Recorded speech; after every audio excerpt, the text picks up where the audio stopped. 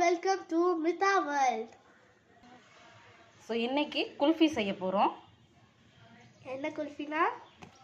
S, mango kulfi.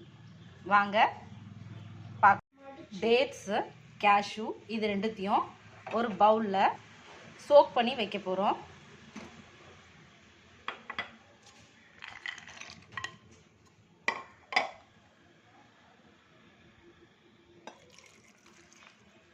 Two to 3 hours கழிச்சு இதை நல்லா மிக்ஸர் ஜாரில் கிரைண்ட் பண்ணிக்கலாம். இப்போ 2லேருந்து 3 மணி நேரம் சொன்னேன், நான் 3 மணி நேரம் கழிச்சு வந்திருக்கேன். இப்போ நல்லா ஊறிடுச்சான்னு பார்க்கலாம். நல்லா ஊறி இருக்கு. இப்போ டேட்ஸோடைய அந்த ஸ்கின்னை மட்டும் நான் ரிமூவ் பண்ணி எடுத்துடுறேன். டேட்ஸில் இருந்த ஸ்கின்னு, அதில் இருந்த சீடு எல்லாத்தையும் எடுத்துகிட்டு அப்புறம் நம்ம சோக் பண்ணி வச்சுருந்த அந்த வாட்டரும் நான் எடுத்துட்டேன். இப்போ இதில் மில்க் ஆட் பண்ணி நல்லா பேஸ்ட்டாக அரைச்சிக்கலாம்.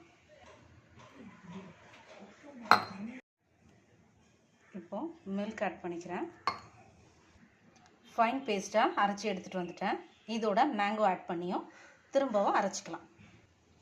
மேங்கோவை ஸ்லைசஸாக கட் பண்ணி மிக்ஸர் ஜாரில் ஆட் பண்ணியிருக்கேன். இதையும் நல்லா பேஸ்ட்டாக அரைச்சி எடுத்துகிட்டு வந்துடும். உங்களுக்கு ஸ்வீட்னஸ் வேணும் இன்னும் எக்ஸ்ட்ராவானா நீங்கள் சுகர் ஆட் பண்ணிக்கோங்க.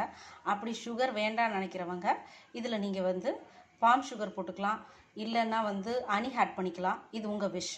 இப்போ நான் இதில் எனக்கு டேட்ஸோட ஸ்வீட்னஸே போதுன்றதுனால நான் ஒயிட் சுகரோ பாம் சுகரோ சேர்க்கலை. இதில் ரெடி ஆகிடுச்சு.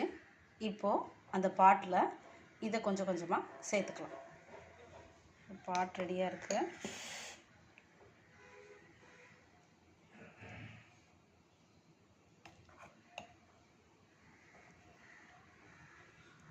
இப்போவே சாப்பிடணும் போல் ஆசையாக இருக்குது. ஆனால் நம்ம இதை ஃப்ரீஸ் பண்ணி எடுத்து சாப்பிட்டோன்னா சூப்பராக இருக்கும்.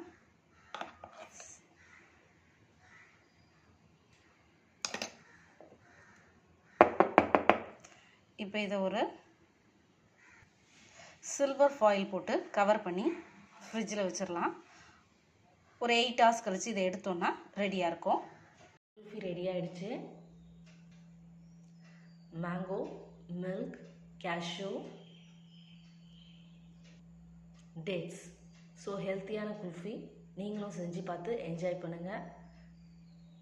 மற்றவங்களுக்கு ஷேர் பண்ணுங்கள், கமெண்ட் பண்ணுங்கள். தேங்க்யூ. Bye all.